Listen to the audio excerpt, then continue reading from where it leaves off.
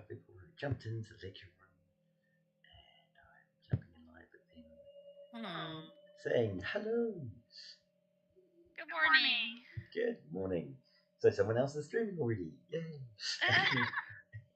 Yeah, it's just a struggle stream.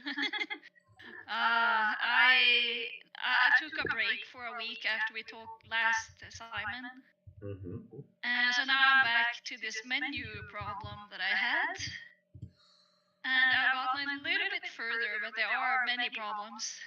So I'm loading a brand new test level and everything now, and that seems to work. But my settings menu isn't showing up properly when I go to my pause menu, and now I'm stuck in some kind of context that I can't get out of. Right. I wonder if there's some kind of script that's missing here or just not activating. I'm not sure. I don't know. I'd have to spend more time. I'm just That's what we are doing right here. I'm just putting my earbuds in so I can hear you in my ears rather than have the echo on the screen.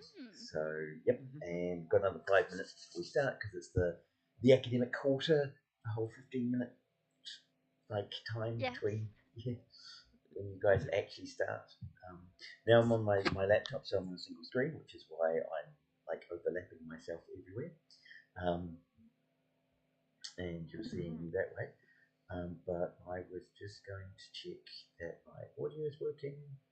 Appears to be. I've got the desktop audio on, which should be working. And I think you'll be able to see me behind. Should be right. A bit further, so I can point you there and then have a look at my stuff. It's going to be up there. Because I've got to try and at least kind of get my eye direction correct. And I was going to. Was going to grab something here. Stream running. Chat running.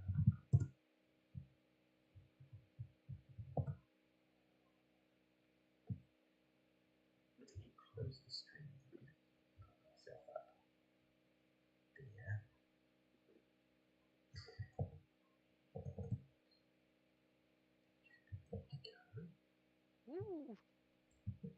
Talking about game AI, because that's what you voted next up on the list of topics that you guys wanted to hear about, was game AI. So we've got a couple of minutes left. But I've also put up in the course, so in the GitLab of the course. Oh, and some of the students were using the wrong email address. To get to log into here, you have to use your student, like your name, at start.ntu.eno, not at ntu.eno. So a couple of the international students were using the wrong email address to get into here. So hopefully they can fix that. But within the 2024 lecture space, I find it confusing with the whole GitLab thing because there's two different GitLabs connected to Gjøvik, and you might have two different. Well, you probably have school mail on both of them, but you might have. Well, then you might have the same username but two different passwords.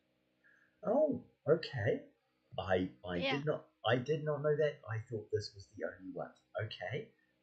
There's it's a general Gjøvik GitLab, and there's the for the what's it called, the IDE, like the IDI. Okay, ED. Yeah, because it's like the Department of computer science, technology and stuff. So yeah.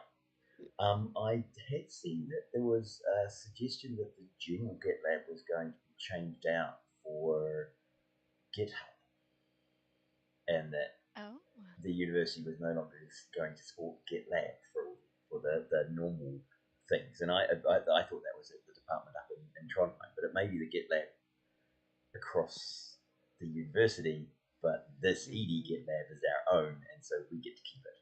So, but I didn't realize you had different passwords, and it was confusing where things were.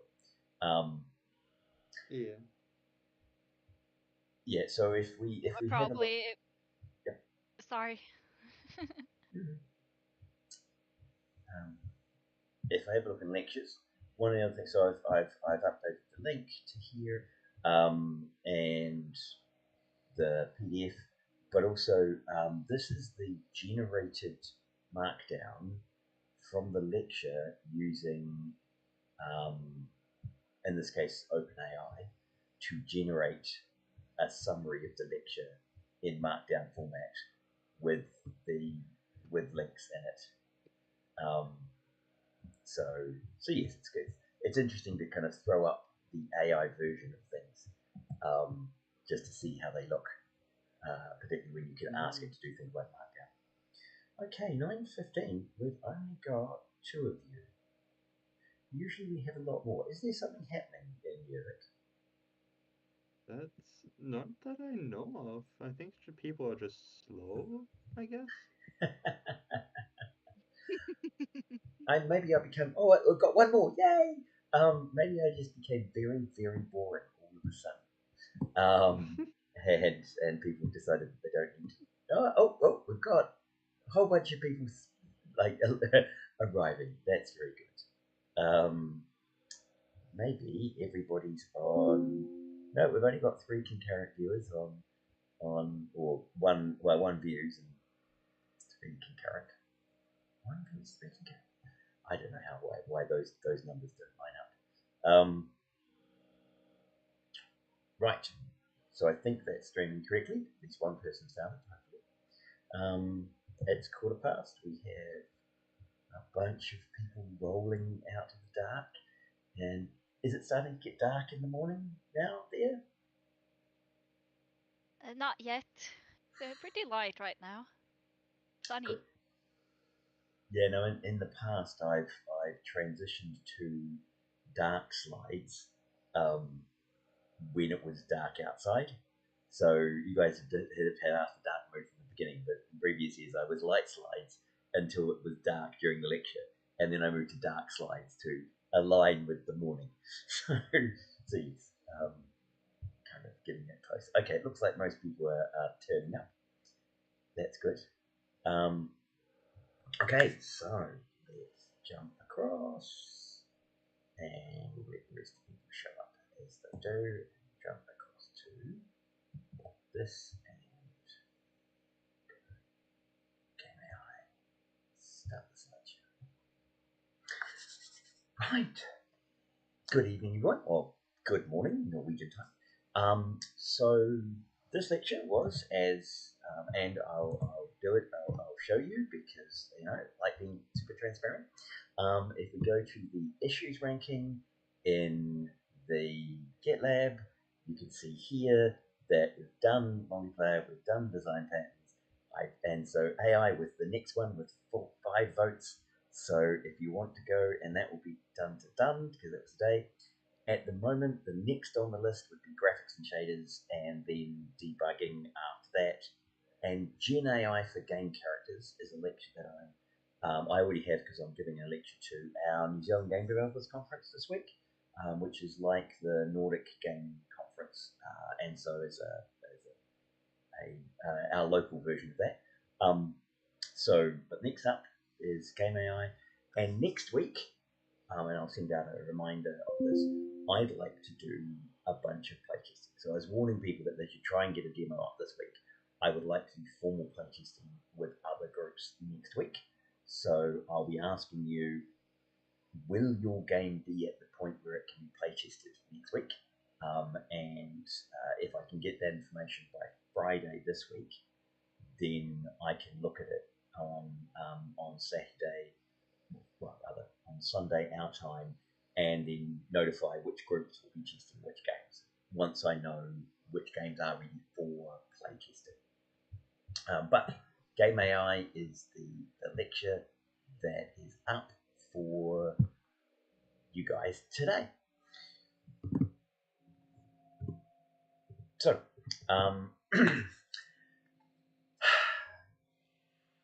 now, many of you have done the AI course. Yes, there's an AI course. Have you done the AI course?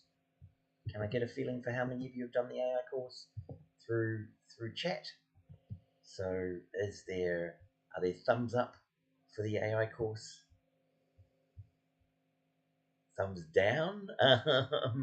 So someone has not. Okay, I'll just go to the chat.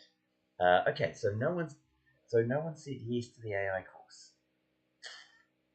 Okay. Well, okay, I quite like AI. Oh.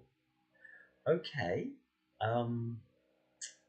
Okay, so we have got one thumbs up for the AI course. That's at least some AI knowledge out there. So if you're doing the AI course, or you've done the AI course, do interrupt me, ask me questions, make me clarify, because if I'm saying things that aren't true, I absolutely need to be corrected, right? So jump in, tell me I'm wrong. I'll talk about game AI rather than general AI from the ground up. So we tend to have thought of AI as having two points of focus. So understanding intelligence, which we used to call little a, big I, and that is where we use artificial intelligence to understand human intelligence. We don't care about the machine and how it is effective or how it effectively solves problems. We're interested in intelligence, and we're just building artificial models of intelligent systems. The other side is often called machine learning, or big A, where we're interested in replicating intelligent behavior without really caring about anything about how human intelligence works. We define what's interesting as, does it solve an interesting task? Because the task is intelligent. Game does neither of those, right? So you'll find lots of people talking about machine learning and AI and what it means for intelligence and generative AI and all that sort of stuff. That's up in the other stuff. In game AI, we're doing a whole different environment. We are playing to lose, because the goal of the AI isn't to be best at something, or to make it easier for something, or to predict something, or analyze something. It is to support the designer's desire in the game to have an intelligent enemy or an intelligent cooperator, type party member, and to be manipulatable and understandable so that we can create an experience that we actually want the player to have. Right? So in this case, we're supporting the goals of the designers. We also have to run it in real time. We can't actually just kind of do, hey, we can do this anytime. It's no. You've got to do it in the amount of frame allocated to AI processing. Now, about 20 years ago, the amount of AI allocated was about, a tenth of a frame's processing time or less. And so most of the time was going to rendering. Now the rendering's often been unloaded entirely onto the GPU, and so we've got a bit more free CPU, but still, you are very time limited. You can't do super complex AI stuff because you're trying to do it in real time. We're also quite interested in controllability and comprehensibility. So what we mean by that is, can you comprehend? Can you understand what the AI is doing? Can it be explained to you? Now, for Gen AI, we can try and I certainly have a lecture where I can explain to you how it works, but its goal isn't to make you understand how it works. The goal is to do a good job. Whereas with game AI, we want the player to see the AI thinking, to understand what the AI is trying to do, so the player can outthink the AI, right? Because it's in outthinking the AI where we actually kind of, you as a player feel good because you outsmarted the AI, and it's kind of, well, yes, that's because the designers intentionally created an AI so you could outthink it, right? So it's part of the experience rather than being kind of this independent thing that you do to either understand intelligence or do intelligent things. So when we look at out there, generally you don't write your own AI. You would use a middleware tool. So many companies use middleware tools.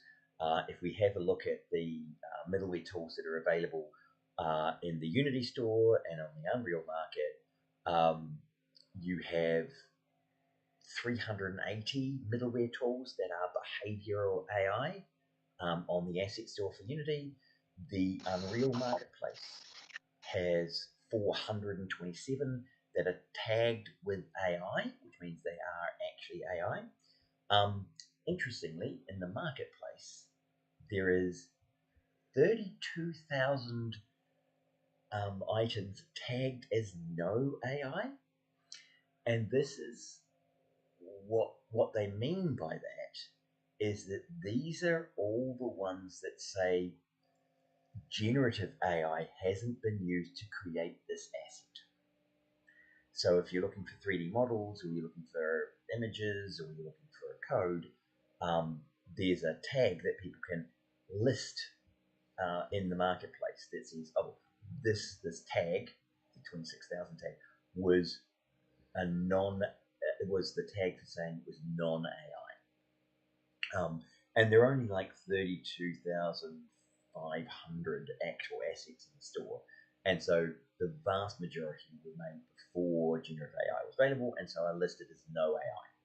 Even if, yeah, interestingly, some of the AI projects are listed as no AI because AI wasn't used to develop them, but they are an AI behavioral system, right? So it's kind of, we're getting into an odd world at the moment around AI. Now, the advantages of using the existing AI, just downloading an asset that does finite state machines or does behavior trees or does navigation for you, is that you save time, and time is money, so it costs less if you use a third-party tool, and there is technical support, so you can get to use the system, and if there are problems, you've got someone else who will fix it for you because you pay for that product. Disadvantage is generally a more generic solution. You lose some of the control that you would have otherwise, and the problem-solving technique might not fit your specific game, right? So it's a kind of bit of a mismatch, and sometimes, therefore, it won't quite produce the results that you'd like, right? And it might be harder to adapt. Okay, so if we look at examples of AI systems, one of the earliest is this system called Boyd's. Have any of you seen the Boyd system? We'll jump into the chat and see if anybody's seen Boyd's. You will have seen the result of Boyd's, because I can tell you that you would have seen the result of Boyd's.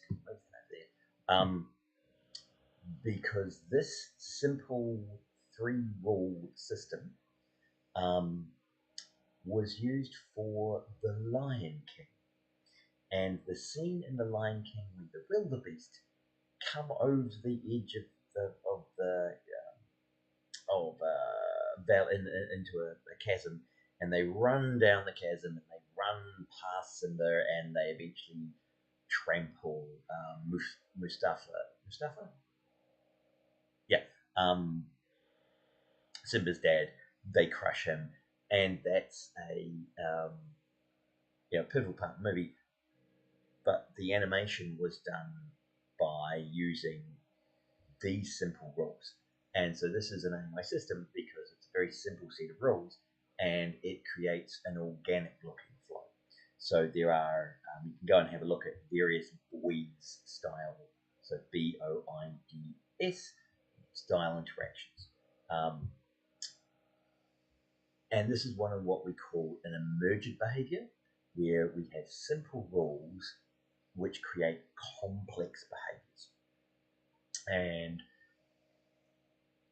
that's where, as a designer, can be quite tricky, because you create these simple rules, and then emergent things happen, and you have to code around them, you have to understand them, or you have to explain them to the player, and so that can be a quite tricky thing to do. The other direction is, rather than having these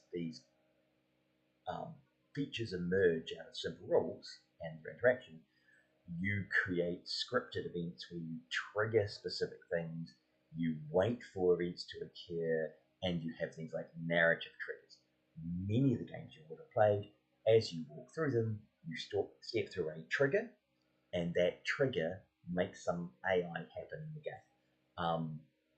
In game engines, you usually have a trigger box that you can place on the ground, or you can place in the 3D area, and when the player enters that, it triggers an event, and then your game responds to that event. Right? So it can respond to it by spawning enemies, or it can respond to it by saying you're now targeted, and the AI doesn't actually know where you are, and it doesn't know what you've done, but when you walk into that box, suddenly all the AIs are alerted with you can now see the player, and they'll all turn and face you, or they'll start moving towards you, or they'll spawn into space. And that's not an emergent behavior of interactions of the agents. That is a scripted behavior that you've inserted into the world. Okay? Now, sometimes we use both. We use both a triggering to create a scripted trigger to create the swarm, and then we let the swarm's behavior be done by this kind of simple void system. Okay, so we're going to look at some technologies today. Okay, so you didn't do an AI, well, some of you have done an AI course. Do any of you know A-star, finite state machines, behavior tree scripts, or any of those simple ones? So have people covered A-star in an algorithms course? So I'll just pop up the chat window there.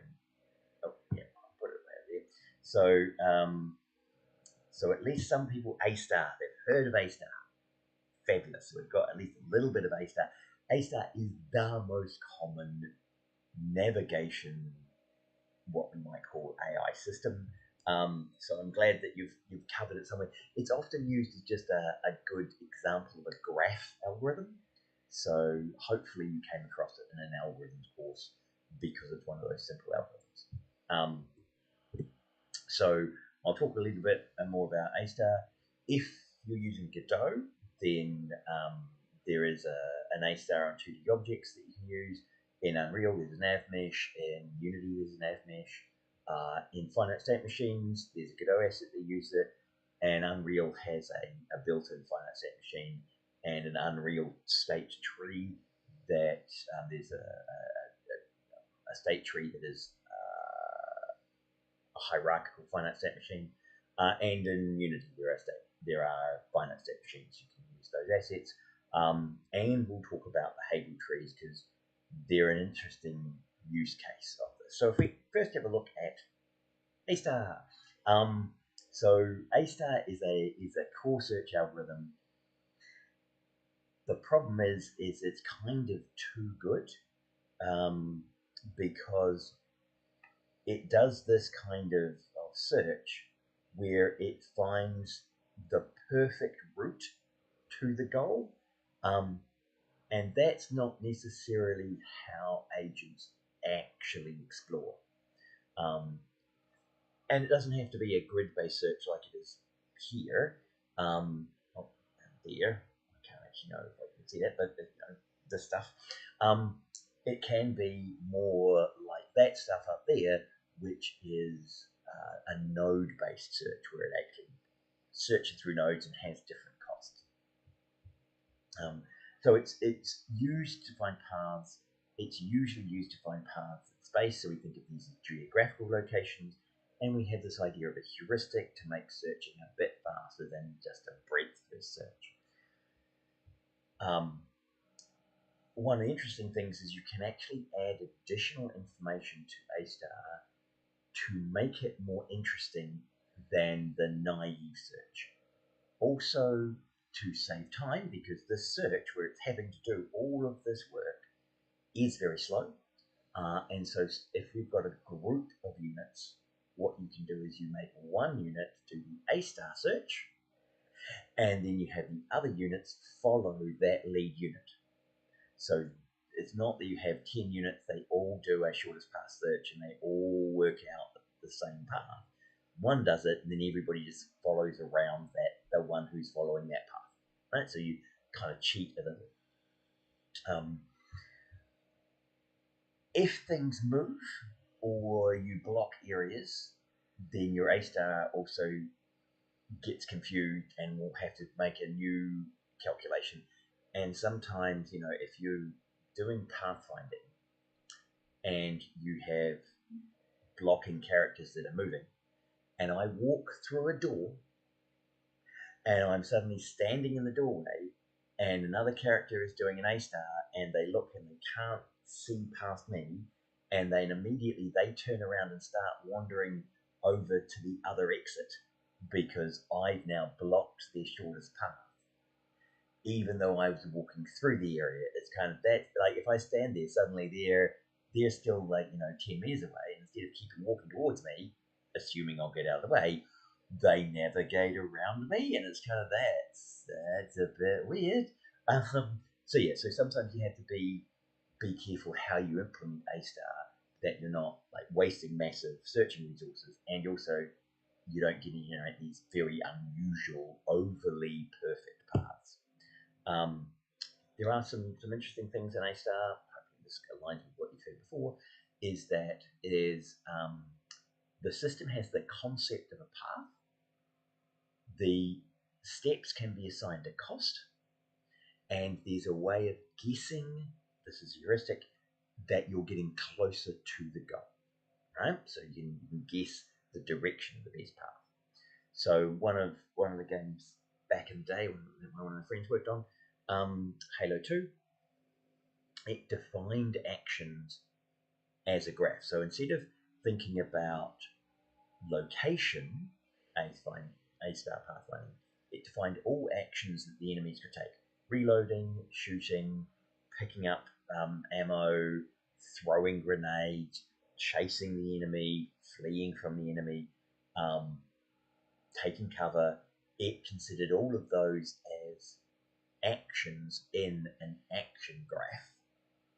They then defined costs for those actions, and they used A-star pathfinding to find the best path through the action space.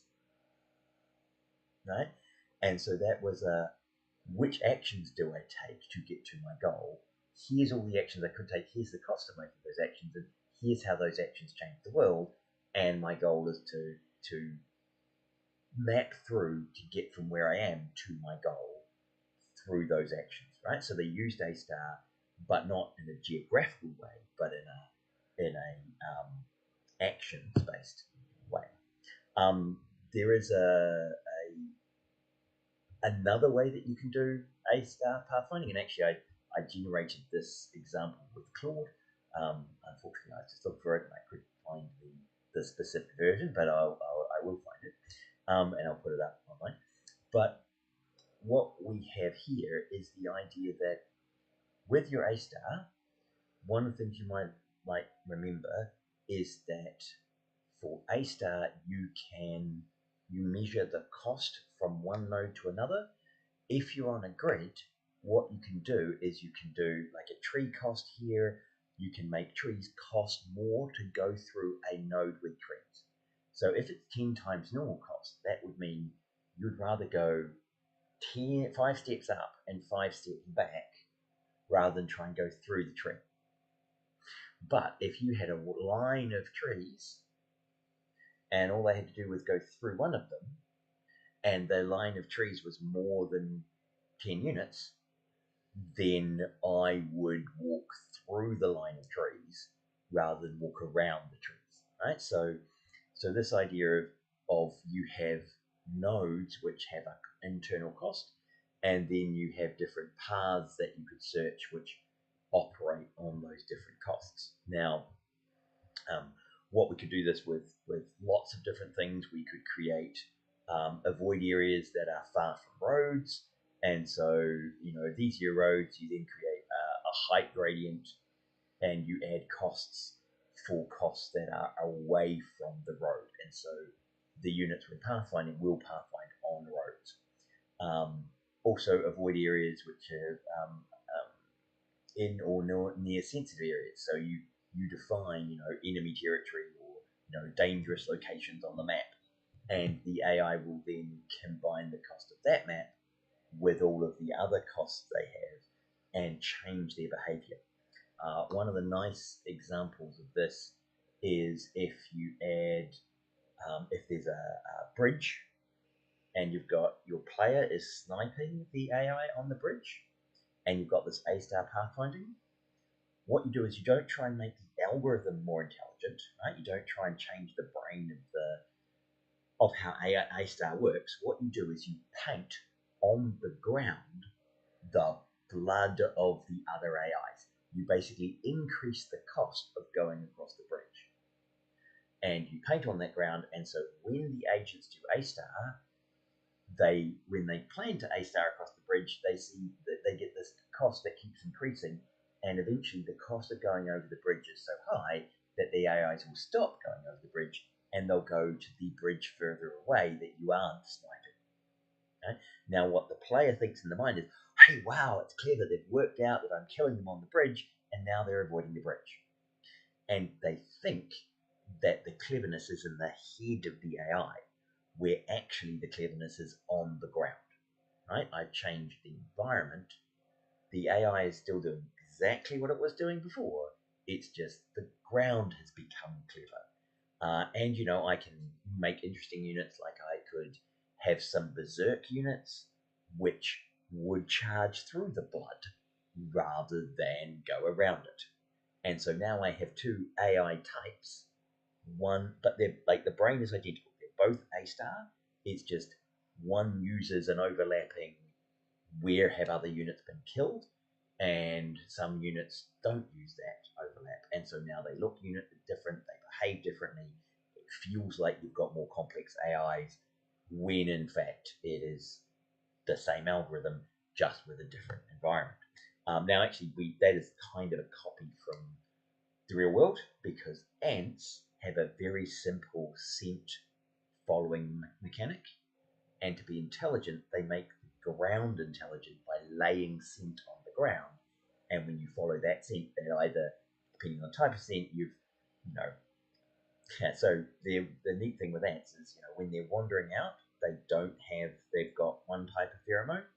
When they pick up sugar they immediately start processing the food. The fact that they've got sugar and they're holding sugar in their mandibles, those sugar chemicals get into their bloodstream and it changes the pheromone. So the scent they leave now has a hint of sugar in it. And once they get home, if an ant wants to find a sugar source, when it comes out of the hole, it looks for the trail of someone who is carrying sugar. And then they follow that trail back to wherever the person found sugar, just like you would go, if I want to buy chips at the fair, I look for people who have chips in the direction they're walking, and I walk against the flow of the people who are holding the hot chips, because they're coming from where they bought hot chips. So if I go that way, I hopefully will find the hot chip vendor.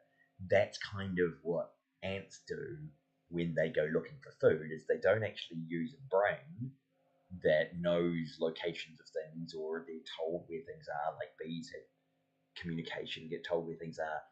They follow the scent of where someone came from when they were carrying food, right? So it's a simple algorithm, and you make the world complex. And that's kind of what's happening with scripts, right? Scripts are about making the world intelligent so your AIs can be dumb but still do interesting things, right? So scripted pages, the standard one here is the waiter script. In the waiter script, the concept of the waiter script is when you go to a restaurant, there is a script that a waiter will follow. They'll, come over, annoy, they'll light your candle, they'll hand you menus, say, do you want to hear or do you want a drink? and I'll come back in 5 minutes for your mains. If people say no, if they say yes, we'll have drinks, they order drinks, you go away, bring back drinks, ask, are you ready to order? If they're not, say, okay, I'll come back in a few minutes. If they are, you take the order. So there's a script that you're following that, and to some extent, the waiter isn't trying to work out the what should I be asking next. They've got a script they've been told, and just run through that, and so it's a simple task, right? What's nice about scripting is that it is very simple for designers to design experiences using scripts, because they are writing a story, they're writing a narrative. You provide some triggers for that scripted narrative. Some of those triggers can be player health, enemy too close, player walks into room. So the designer can write verbal descriptions of what your scripts do, and then you as a programmer produce the function that generates that boolean. So the designer goes, right, when this happens, do this. Right? So it's you as a programmer, we as programmers, generate the code that makes it easy for the designer to talk about the events in the script and the actions that the agent needs to take when they've been triggered. I'll just check, do we have any questions? That's all good. Okay, yep. Okay, emergent behavior. I'll come back to this because I think points is really interesting. So it's a group of simple rules, but generate complex interactions. Designing for this sort of thing is very, very hard. So it's worth playing with, but realize that it will be difficult for you to get it right. But you can start with simple rules. And then, you might have to start explicitly nerfing or buffing particular combos because things become overpowered when you've not just scripted them yourself and you're creating, asymmetric balance. One AI might be too powerful, so you have to pare it back, you have to nerf it down, you have to make it have fewer resources if it's too clever. And you have to just playtest, and go through many iterations for all of the AI behaviors, because these are the things that are most notable to the player usually, is how the AI interacts with them, either both as an enemy or as a compatriot, as a team member. Okay, another concept, another type of AI that I thought I'd talk about is behavior trees. So behavior trees are a tree that is used to make decisions. So what that means is I've got a tree structure, and all of the decisions inside the tree are types of decisions, and then at the leaf end of the tree are all the actions to take, right? So internal nodes decisions, leaf nodes are actions, and it runs, and you can use behavior trees in Unity or in Godot. They come as standard in Unreal because it comes with behavior tree AI system. You have selectors and sequence. Selectors is you try children until you get a node that succeeds, and a sequence is where you run children until you get one of them that fails, right? So in a sequence you're doing all of the things. In a selector you're selecting one of them. If the first one works, then hey, you've selected that one. If it doesn't work, then you keep searching until you find one that you've selected, right? So that's selector and sequence. You build up complex behaviors by combining sequencing tests and selector tests, and then actions which execute with success or failure. So these composition of tree complexities, Halo, Bioshock Spore, lots of systems use them. They're kind of like hierarchical finite state machines, where you have a state, and then either we have an outside world where you can imagine a hierarchical A-star search might be, if I'm going to get from here to Norway, I don't just start walking towards Norway. I'm going to have to plan to go to the airport, which might be away from Norway. Or in Gjøvik, if you plan to get to Trondheim, you don't get in a car and start driving towards Trondheim. You might get in a bus and head directly away from Trondheim to get to the airport, and then jump on a plane that takes you to Trondheim Airport. And so you get this idea that you're actually not kind of just doing a simple one-layer thing, you're actually doing a pathfinding at a higher level. And so behavior trees are a wee bit like that. You have to understand the level. Now, to try and explain that, it's a bit easier with a diagram, and hopefully this makes a bit more sense. So remember, sequence until failure, selector until success. And so, here we're doing is, you can actually see this, like the we code function over here. This is the behavior tree in a way that you could have it, which is I have my first node, and this is a sequence, the arrow. So this is a sequence, which means I'm going to do this and then do this, right? So once this is true, I'm going to do this. If this is false, then so it's a sequence, so I'm going to keep doing them until I get a failure.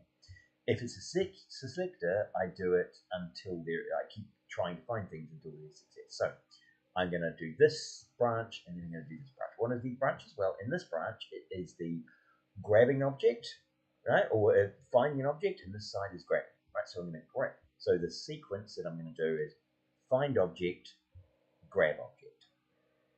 Right? So find object, grab object. I then, to grab the object, the first thing I do is object position retrieve. So I found the object. Right? If that's true, I'm done. It's a selector, remember? When I find the first successful thing, I can return. If I currently know where it is, I can immediately go into the task of grasping it. The next one is see it search on the floor. If that fails, right, selector, then search in drawers. If that fails, then search in closet. If that all fails, then I've stopped. I can't find the object at all. If this returns true, that one of these returned true, so I found it in the closet, I then come to the grasping one and I say, do I currently hold the object? So I knew where it was and I hold it. We're done. If that's not true, again, selector, come back down the tree and go try one hand grasp. If that succeeds, yay, I'm done. If that fails, try a two-hand grasp. Right? So the idea here is that I write up these actions and these tests, and I then put them into a structure which is a combination of sequences and selectors. And having done that, you can define complex behaviors by the hierarchy. Right? So hopefully that makes all that makes sense. So we can keep moving on. We're at 9:50. Okay, so if we have a look at behavior trees in Unreal, what we have is that this is built in an Unreal Engine.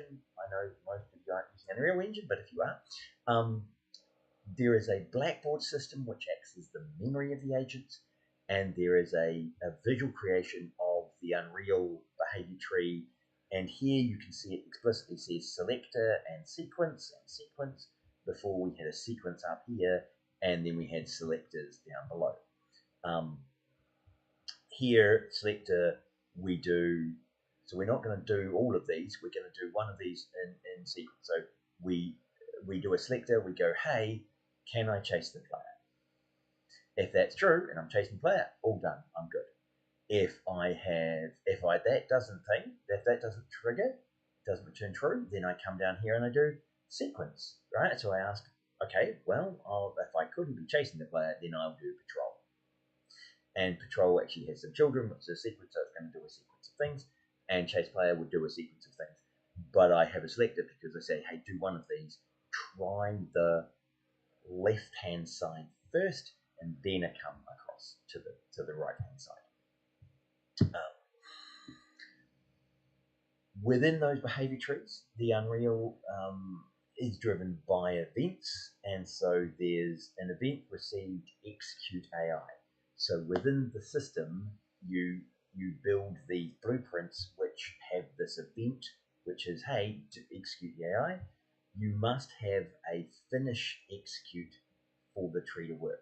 So this finish execute here has either finish with success or finish with success turned off, right? So the idea here is that this would be a blueprint, which is the action node down here on the leaf of a decision tree. It would exercise, cast your enemy, update your walk speed, and finish execute success. Or if I couldn't cast the pawn to being the enemy character, it would just execute the fail, right? So this would be something to do with updating walking speed and a success or failure on that. Okay, so this trigger with execute is how the blueprints talk to the AI. Okay. We also have like state trees where you can create finite state machines with like a root and an idle, dead, and you build up transitions. So in AI, you can do behavior trees. You can set up the blackboard. The blackboard's a shared memory. You can have environmental queries where you use things like, where I am, what I can see, what's around me. You can have smart object definitions, and you can have a state tree. So the state tree, you can also generate a finite state machine where you add states and you create a tree of states. Right? So there's a couple of flexible AI systems in there. So one of the interesting things about AI in games is that we are fooling the player, usually. So in the role of fooling the player, we usually do things like if we give the enemy more health, people will think the enemy is more intelligent. Okay? I know you gamers are probably quite good at saying, no, I can work out that it's a stupid AI, it just has lots more hit points than I have, right? It's not clever, it didn't dodge better, it just tanked more, right? It took more damage. So it was more of a tank. So harder enemies seem more intelligent to most players. Maybe not to you, because you're really good players, but the average player doesn't understand that, and so you can cheat by just making it tougher. Humans are also really terrible that we are easily fooled by randomness. We will interpret random behavior as intelligent behavior, and humans will tell stories to justify what the AI did, and will assume that motivation is connected to player behavior, right? So one of the classics examples of this is, did I have yeah, I do have it here. So in Killzone, right? So one of the things you did in Killzone is the AIs, they would see the enemy, and that the first thing that the game engine would do is that they'd paint the energy's line of sight onto the ground. So what would happen is when this threat was played on the ground, normal A-star without understanding the threat map would just do straight A-star search across there and run in front of cover. But when they process the threat map, the A-star search would go, oh, the yellow is bad. I should search for ways to get around the yellow, come down to the edge, I can't go any further. So I'll go the minimum length of time. So I'll come down here and then do the minimum length of time in visible view of the enemy, and then I'll walk behind this bit of cover, and then I'll do the minimum length of time in view of the enemy, and then I'll walk down to here, and then up to here, and then do the minimum amount of time in the view of the enemy, right? So you can see this walking path here is all being calculated from this threat location, right? So again, so that is making the ground clear. One of the other things Killzone did is they had a flanking behavior, except they had no flanking behavior, what they did is they got the enemies to say, flank the player. I'm going to the right flank. Quick, get behind him. Right? They weren't doing any of that shit, right? They were just yelling it out so the player would hear it. If the player responded to that and ran away, right, then your flank was successful. If the player ran towards the flanking area and just happened to find another AI over there, just because the AI had randomly occurred and randomly found its way to that location, then the player thinks, oh, it's flanking me, right? So they think that the AI was telling truth and that it had this clever behavior of flanking behavior. And if they ran over there and there wasn't an enemy there, they do the, oh, I got there before they were able to flank me. So either the AI is clever or the player feels good like they outwitted the AI and got there before the AI could get there. That's a win for the player as far as the player's psychology goes. You don't have to implement any AI at all. You just yell at the player stuff that you'd like the AI to do, to be able to do, and if you just happen to do it randomly, right, interpret random behavior, they will think, aha, the AI is actually that clever, right? So, seems faking, it's what we do. Anti-scent trails make the world intelligent, not your agent. So leave marks in the world, put things in the world, put triggers in the world, keep the brain of your AI simple, and make your world intelligent. And you fake a lot of processes like we showed with this faking line of sight, is that what we do is we actually just create line of sight, we paint it on the ground, and then use the AI to use A star to avoid the areas that are seeable by the player. Okay. How smart should you make your AI? Not too smart. If your AI is too smart, then it will outplay the player and they won't want to play your game. So, first, even simple techniques might make your AI player too intelligent. My dear friend Andrew, who worked at Rocksteady in London, was working on the Mr. Freeze on Arkham City, and particularly Mr. Freeze was the boss that he did in the Batman games. And one of the skills that he added to Mr. Freeze, and Mr. Freeze had rockets, and so as you ran around the room, Mr. Freeze would see you pass a window in a stretch of corridor.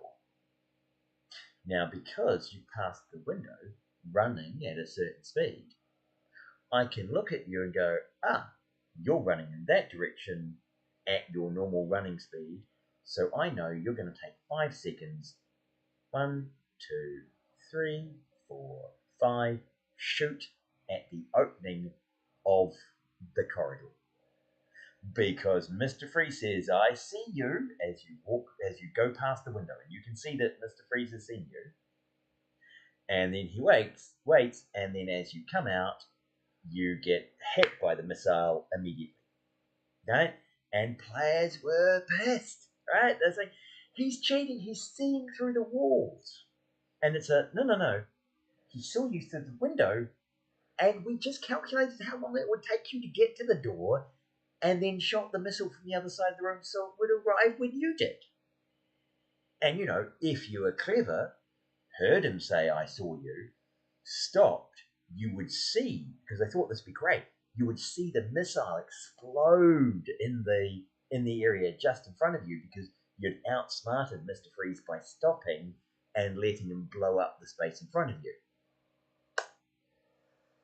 Players couldn't get there, right? Players were not that intelligent. They wouldn't stop running. Because running is the best way to get away from things, apparently. But they felt that Mr. Freeze was therefore tracking them the whole time through the corridor. And it's a no, he wasn't doing that. But players felt that he was doing that, and so they took that bit out of the game, right? They took that very simple bit of cleverness out of the game because it made too many people think they were cheating, right? So even simple techniques might be considered cheating. So you have to listen to your player feedback, and even if they're wrong, you might have to change your AI so that it is stupider, so the players feel it's fair. Right? It can be a drag as a programmer to make your computer stupider so that humans can beat it, but that's what we're trying to do. We're trying to create an experience for the player. Now, AI at GDC, the Game Developers Conference in the US, AI is considered part of animation because the AI needs to see that the player needs to see what the AI is thinking. If your AI does something without it being visible, without it being animated or changing color or changing a big flashing node over its head or putting on like new very visible armor or running away with its hands in the air, if it doesn't overhype what it's doing, then the player doesn't know what it's doing and it was pointless, right? Because if the player doesn't understand what the AI is doing, they'll just think, it randomly shot me, or I don't understand it, I can't work out what this AI is doing, it's stupid, right? And so we have to make the AI part of communicating with the player. Communicating what the AI is doing is essential. So if you do any AI in your games, I want you absolutely to animate the state of the AI so the player knows what the AI is doing, right? Because that makes it clearer and clearer for them on how to outthink the AI. Think of this as like if you've ever seen theatre, lots of hand movements, big eyeliner, lots of big smiles. If you're live theatre, you overamp a bunch of your behaviour because it's very hard for people to understand what's going on unless they can see it. And for AI, we want to reward the player for outthinking the AI, right? Include the AI as part of your game mechanics, and the player should player support AI has to be weaker than the player itself. One of the problems with, and I forget which version of FIFA it was, but there was, I think it was like FIFA 5 or whatever, like 98 or whatever the version was. But the AI players were just a bit better than the human player. And so actually one of the winning strategies is you kick the ball away to one of your AI teammates and you go and hide in the corner and let your AI team go and score a goal. Because anytime you take over, everything is worse. Right? Because the AI is better than you, even though it's a teammate of yours. And so we have to do things to make the player feel like they're special and feel like they're the center of attention. And so it's more balancing stupidity, making the AI weaker than the player so that the player is motivated to take over and save the day and be the most valuable player by playing better than the AI would in the same situation. Okay? And that's all about the AI supporting the player experience. Okay, we're now 10 past, and I do have a few more slides to go. Right, we either take a break now and come back, do a few more slides, and then I go and come visit you in groups, or I go through for an extra 10 minutes, and then we take a break. What do people want to do?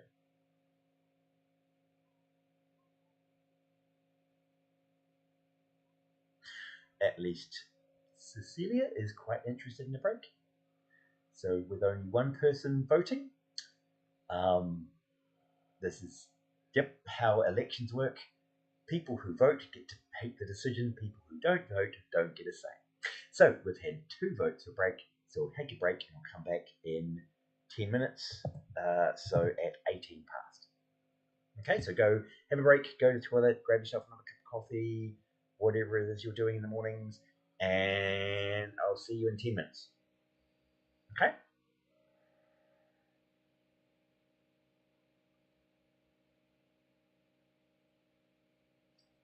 Great. Okay, see you in 10. I'll just go and get myself a drink.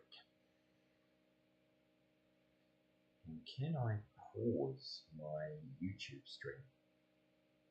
I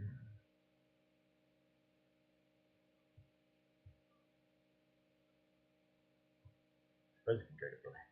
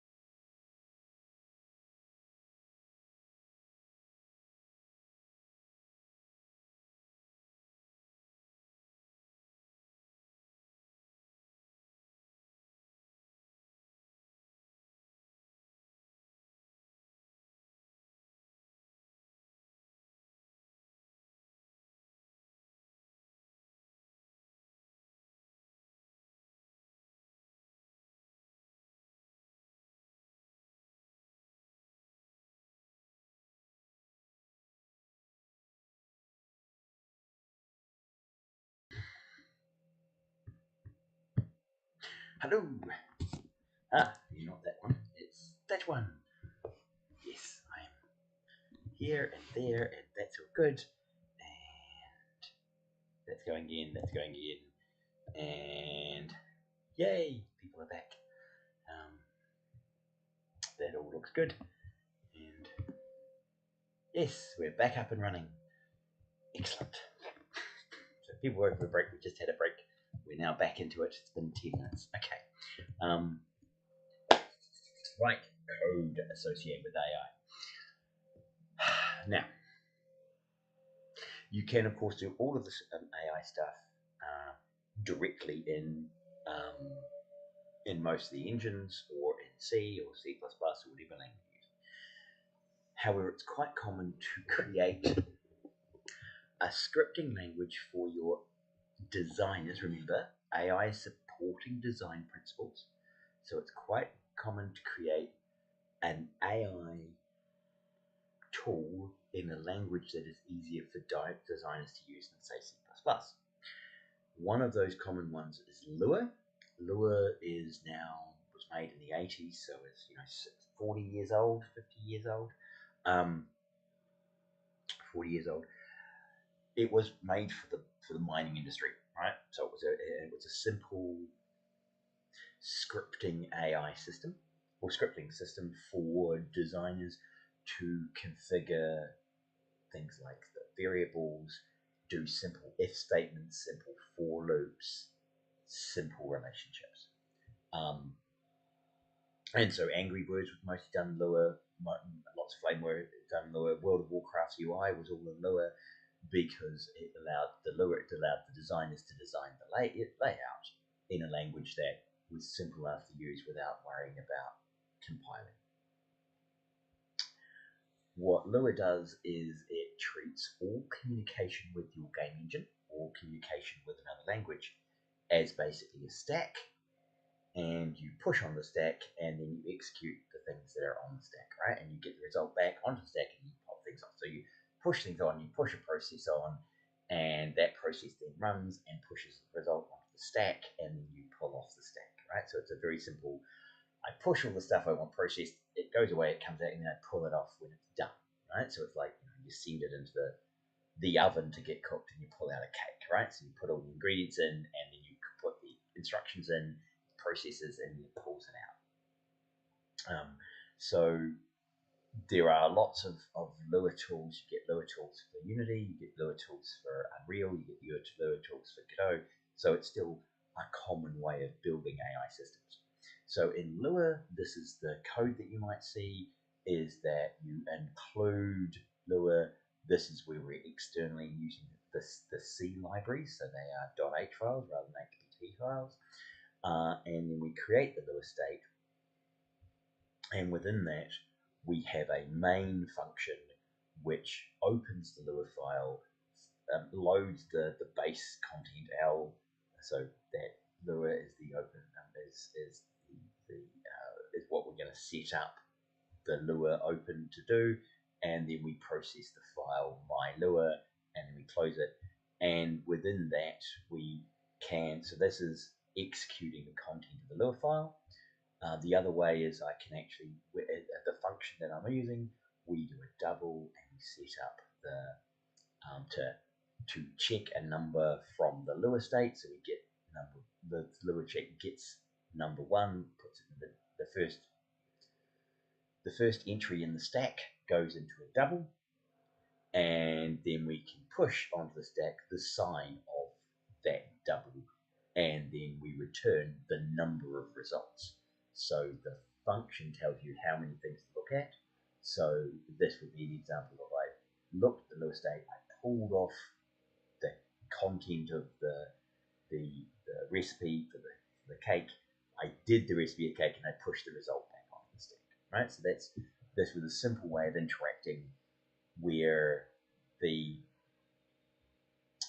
programmer would write a Lua program, and the C programmer would create the tool to interact with that program. So now it's usually done with plugins. You don't write that stuff yourself, and so you have these Godot plugins you can grab so that like Godot script is relatively easy to use, but Lua is more common across other projects. And so if you don't want the person to have to learn Godot script, you say, well, it's Lua, just do your AI in Lua, it'll be fine.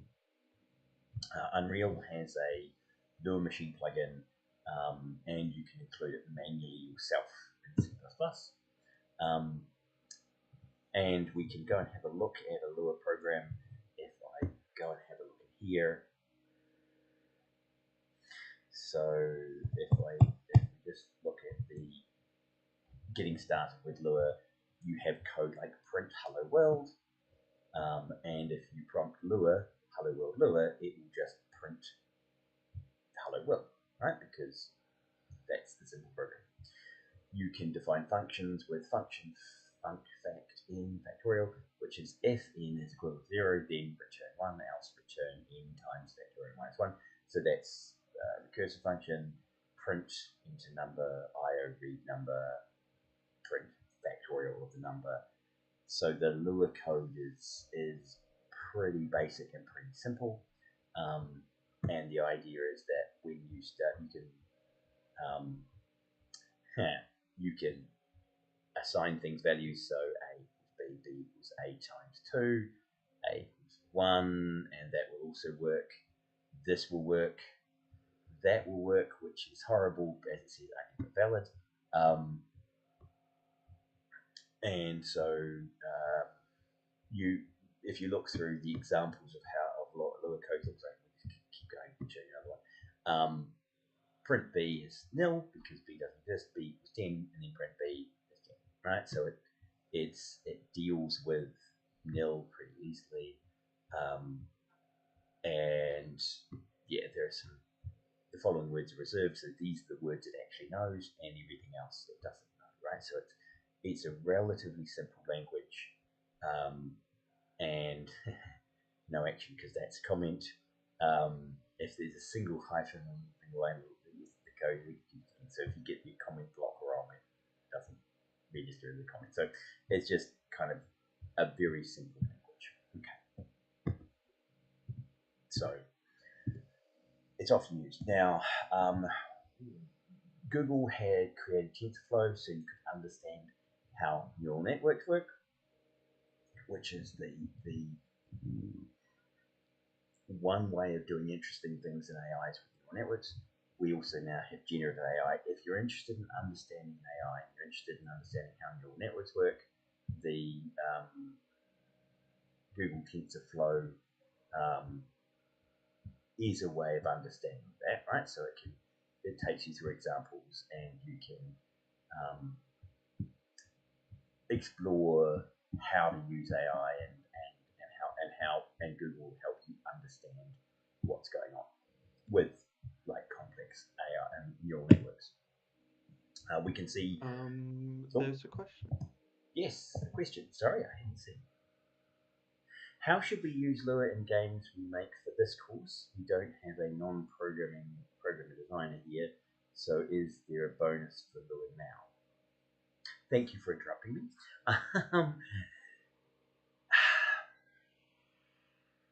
Given you don't have a non-programming designer involved, you probably don't need to add Lua. However, again, the purpose of this course is learning rather than production. So you could play with including Lua specifically so that you could understand how you would do scripting and how you'd allow a new type of scripting tool. Right? So it's more of a practice run. So for example, if you were doing blueprints in your Unreal, which are the visual coding environment, I would still want to see at least one blueprint function done in C++, because once you know how to do that, you can then decide, oh, should this be done in C++ or should it be done in blueprints? Blueprints are better for supporting a designer. Lua is better for supporting a designer. So it's more that kind of general concept rather than specifically needed. Okay. Yeah, so if you didn't include Lua, I'm not telling you have to include Lua. I've given you an example of how scripting languages are often used with AI to support the programmer. So here you can use neural networks in various parts of your system, and in fact, generative AI is now coming into the rendering space. In the last few weeks, they've started seeing more and more generative AI developing entire graphical game outputs by using the kind of a state of the world and then generating the next frame that looks similar to this frame but consistent with the state of the world as stored in a memory system within the large foundation model. So they're getting some very interesting things starting to happen with LLMs and creating images that have particular visual styles, using the LLM to generate the visual style or to at least modify the visual style, or write code to modify the visual style. And the last thing I'll talk about, because it is relevant for enemy AI language, is the ability to add AI systems using APIs into your game. So there are various tools. Character AI, for example, gives you this as a tool you pay for and plug in. But the AIs are actually a really simple API call. They can be expensive, but they're a simple API call. You send it data using a CURL curl call or just an access. The API, you send it some text, you send it your token, validates your token, it processes the text, gives you text back, and you can include that text into your game. ChatGPT 401 Mini is very fast. You can get things processed quickly and you can get them back into your game. It costs you money to use, right? That's where the problem is. But for having characters that can talk about the world, can talk about themselves, can interact with the player, can interpret anything the player does or says, they are amazing to create a life into your world where there wasn't life before. Right? So it can take in audio, it can take in images, it can take in text. This is the interesting new frontier for AI characters is not necessarily using the language models to make the characters perform actions, but to certainly have those discussions. And I used the language model. I made a game where you make the computer laugh, because Make Me Laugh was the Global Game Jam this year. And this was, you look at the camera and you make a funny face until the computer laughs at you, right? Because I was returning in square brackets the word laugh, and that allowed me to then, if the language model returned that comment, then I would win the game, having made it laugh. So you can do a bit of that. It's a bit flaky. It'll make that statement sometimes too often or not often enough, and so it's not really a good systematic way of making your game interact using generative AI to have logic in your game. However, for language and to communicate and to talk to the agents in your game, it's amazing. And trialing the paid for versions now for those adding an AI agent means that you can look at, say, 6 months down the track, that being something you could run on your own server. So you can test it now and see what it can do, and then in 6 months' time you can say, okay, I won't use the cutting edge model, I'll use the open source model, which I can download onto my server, and I just pay for the electricity of it processing rather than paying another company for the use of their tool. Right? So it's more of the servers running at cost electricity rather than, oh my god, I'm paying per token. Right? So investigate using AI more. There is AI coming in to every part of game development. Used to model, and we use it in all sorts of interesting ways. So we've used it in the past to model player behavior. extract more income from players because we use AI to extract data from players, work out when they're about to churn, and then remind them, hey, you want to come back and play your game. We also use it to work out data on what options make people pay us more money. Right, so A/B testing. They're using AI more and more in that. We're using it visualizing what's happening in our game, debugging and playtesting in our game. In fact, often now you can start to use the generative AIs to work out how to play your game, right? So get the AI game playing tools are getting better and better. So you give it a new game rules, and the AI can then playtest that game and find dominant strategies, play against itself, play against humans. So you get like these really interesting AI interactions in the games you make to understand what your game how it actually works. And that's where we start looking at AI playtesters. So I thought that's where I would end, just saying, there's more to talk about generative AI. I didn't really talk about all of the stuff generative AI is doing, but AI is coming to all of the space. I will give you a lecture on generative AI, how to use it most effectively, because I think it's really important. But for now, we're going to break there, and I'm going to come around and see you in your groups. And I want, I'll send out an email on Friday to ask you guys, right, who is going to be ready to playtest next week?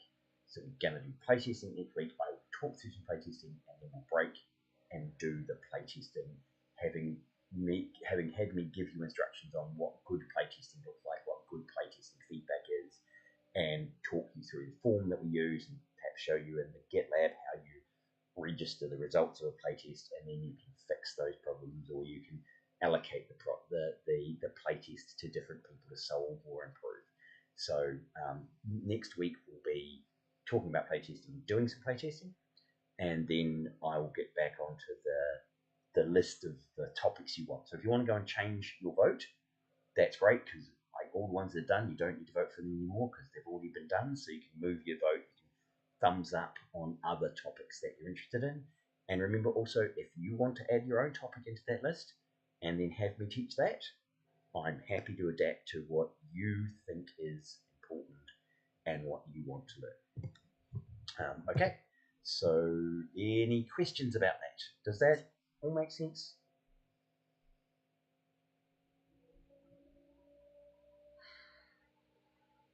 I'm getting a general yes. Right, so what I'll do is I will bring in my thumbs uppy, amazing people. I'll get you guys all breaking groups so I can come through and chat with you about how things are going. And I'll just stop the stream and I'll see you in your groups.